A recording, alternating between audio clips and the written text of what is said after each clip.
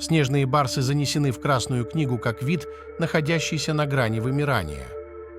В мире осталось всего 4000 снежных барсов, говорится в отчете ученых, опубликованном в журнале «Трафик». Популяция стремительно сокращается из-за браконьерства. Начиная с 2008 года браконьеры ежегодно убивают от 200 до 450 барсов. В цене не только их шкуры, но и зубы, когти и кости.